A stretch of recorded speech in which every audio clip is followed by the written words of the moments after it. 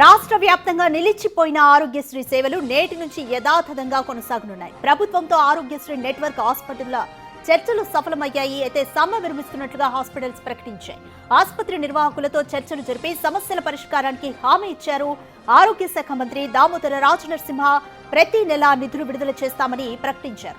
ప్రభుత్వ హామీతో సమ్మెను విరమించాయి Aarogyasri network hospitals. దీంతో రాష్ట్ర వ్యాప్తంగా వేలాది మంది మళ్లీ ఆరోగ్యశ్రీ సేవల ద్వారా చికిత్స పొందే అవకాశం లభించింది.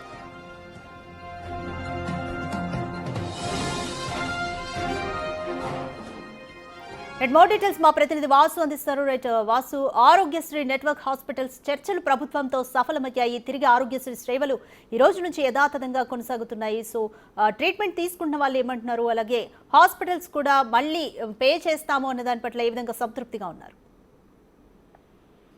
నేను రాత్రి ప్రభుత్వంతో జరిగినటువంటి ఆరోగ్యశ్రీ నెట్వర్క్ ఆసుపత్రుల చర్చలు సఫలమయ్యాయి. నేటి నుంచి సేవలు కొనసాగిస్తామని కూడా ప్రైవేటు ఆసుపత్రులు కూడా మంత్రికి హామీ ఇవ్వడం జరిగింది. అయితే తెలంగాణలో ఆరోగ్యశ్రీ సేవలు అయితే ఈ రోజు యథాతథంగా కొనసాగుతున్నాయి. అయితే పూర్తిగా కూడా ఆరోగ్యశ్రీ నెట్వర్క్ ఆసుపత్రులకు సంబంధించినటువంటి పెండింగ్ లో ఉన్నటువంటి బకాయిల చెల్లింపుకు సంబంధించి కూడా కొంతకాలంగా అంటే ఏదైతే ఆరోగ్యశ్రీ సేవలు నిలిపివేస్తున్నామని సంఘం ప్రకటించిందో దానికి సంబంధించి అంటే పాక్షికంగానే కొన్ని ఆసుపత్రులు ఈ యొక్క బంద్ను పాటిస్తున్న నేపథ్యంలో కూడా మంత్రి పూర్తిగా కూడా అన్ని హాస్పిటల్లో ఆరోగ్యశ్రీ నడిచే విధంగా కూడా నిన్న రాత్రి వాళ్ళందరితో కూడా సుదీర్ఘంగా చర్చించారు.